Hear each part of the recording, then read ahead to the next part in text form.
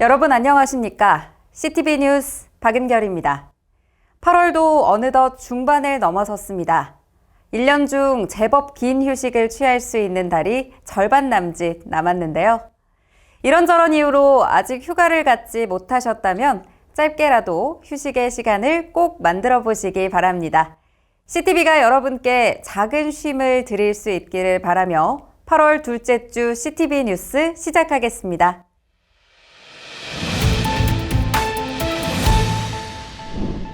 총회 선거 일정이 본격화됐습니다. 8월 14일 후보자 등록을 마침으로써 후보 심의와 선거운동이 시작됐는데요. 총회 임원의 경우 목사 및 장로 부총회장과 부서기, 부회록서기 등 4개 직책 9명의 경선자가 최종 후보 등록을 마쳤습니다. 특별히 이번 총회 선거는 선거 방송을 통해 진행돼 더욱 관심을 모으고 있는데요. 후보 등록과 함께 앞으로의 선거 일정을 김희돈 기자가 보도합니다. 제109회 총회 선거 입후보자 등록이 8월 14일 최종 마감됐습니다. 부총회장 김종영 목사의 총회장 후보 등록에 이어 목사 부총회장 후보의 김동관, 장봉생 목사, 장로 부총회장 후보의 김형곤, 박성만 장로가 등록을 마쳤으며 부서기의 배정환, 서만종, 이종석 목사, 부회록서기의 안창현, 최찬용 목사가 등록했습니다. 부회계는 남석필 장로가 단독 후보로 등록을 마쳤습니다. 기관장 후보엔 김장교, 양대식 목사가 총회 세계선교회 이사장으로 등록했으며 기독신문사는 이사장의 장재덕 목사, 사장의 태준호 장로가 단독 등록을, 총회 교회자립개발원 이사장에는 박윤성 목사가 등록을 마쳤습니다. 이로써 14일 오후 5시부터 공식 선거운동이 진행됐으며 선관위는 19일부터 후보 심의를 진행합니다. 총회 선거 방송은 CTV가 함께하고 있습니다. 총회 임원 후보의 경우 홍보 영상 제작을 위한 촬영을 마쳤으며 20일 1차 홍보 영상을 송출합니다. 총회를 위해서는 귀한 인재들이 리더십을 발휘해가지고 총회를 섬겨야 된다 생각합니다. 그렇게 하려면은 이제 그 판단을 우리 전국에 있는 총대님들이 판단해야 되는데 거기에 알 권리가 좀 충족이 되어야 된다 싶습니다. 근데 이번에 마침 우리 기독신문 CTV의 기능이 대폭 강화되고 커뮤니케이션을 활성화할 수 있는 장이 마련됐다 그래 보여집니다. 그래서 이번 선거는 보다 더 충분히 우리 전국에 있는 총대들과 전국 교회가 노회가 또 관심을 가지고 또 그것을 알 수 있는 그런 장을 만들어 드려야겠다 이런 취지를 가지고 있습니다.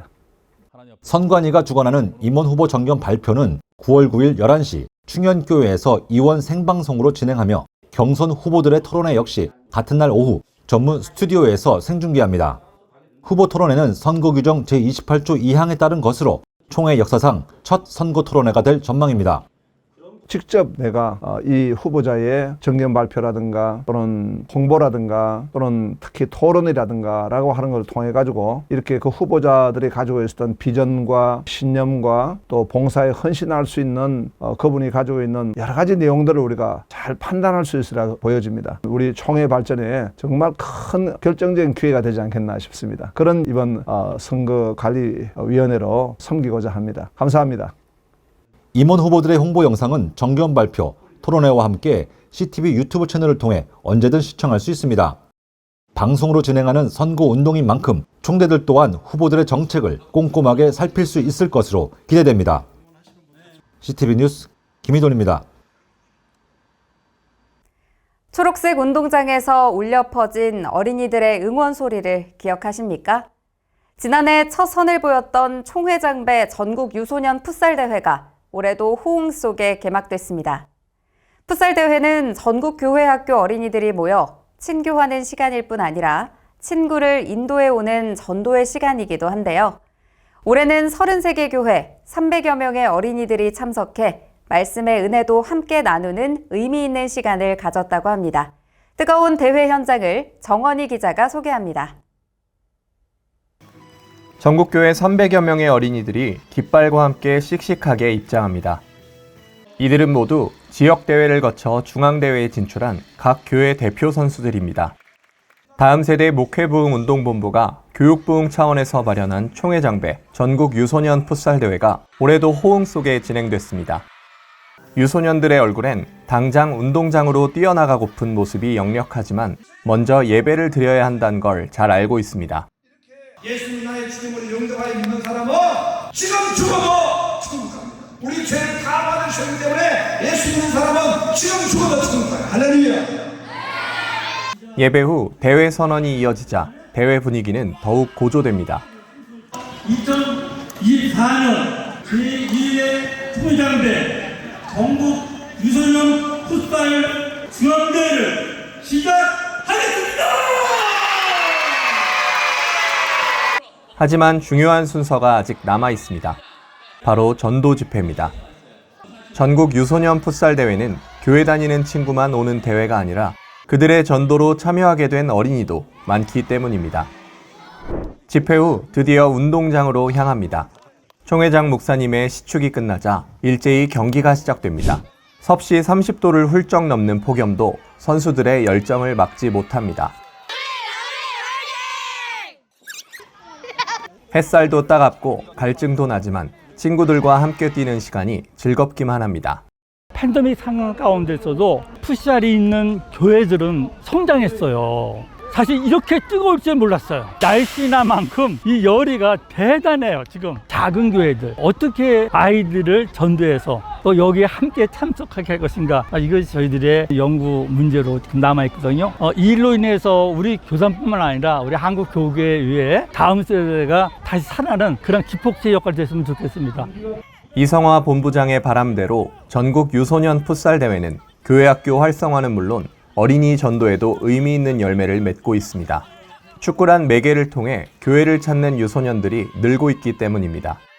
지역사회에서 할 수 있는 건 전도밖에 없다. 그런 사명을 갖고 주변에 축구팀을 만들기 시작을 했어요. 그렇게 하다 보니까 지금은 이제 완전한 그 팀 구성이 됐고, 대부분이 지역사회에서 축구를 좋아해서 왔던 아이들이 지금은 믿음 생활도 하게 되고, 또 그 부모님들도 오셔가지고 또 교회 출석도 하게 되고, 이런 결과가 만들어졌죠.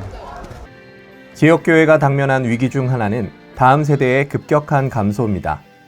한국교회 안에 이에 대한 대안이 불투명한 상황에서 전국 유소년 풋살 대회가 보여주는 결과는 교회 학교 활성화에 작은 희망이 되고 있습니다. CTV 뉴스 정원입니다. 교단 내 통일정책기구인 통일목회개발원이 탈북민 사역자들에게 장학금을 전달했습니다. 통일목회개발원은 총신대학교 통일개발대학원에 입학한 한철 씨와 김상균 씨에게 각 150만 원의 장학금과 사역자로 활동 중인 문현화 전도사와 엄유환 전도사에게 각 100만 원의 장학금을 전달했습니다. 앞으로 더 많은 헌신과 또 그런 섬김의 역사가 우리 동목원을 통해서 이루어갈 수 있도록 여러분들의 많은 기도를 부탁드립니다. 통목원이 탈북민들에게 장학금을 전달한 것은 이번이 처음으로 통목원은 탈북민 출신 사역자 양성을 위한 장학금 지원을 모색할 계획입니다. 한편 통목원은 제12차 임원회의를 통해 9월 30일 서북지역 노회협의회와 공동 주최하는 통일선교포럼과 통일기도회의 준비 상황을 점검했습니다. 통목원은 북한 지역에 기원하고 있는 서북지역 노회들이 통일사역에 참여한다는 데 의의가 크다며 이 포럼을 시작으로 더욱 실제적인 통일사역의 장을 마련할 것이라고 밝혔습니다. 다음 주 교단의 주요 일정입니다.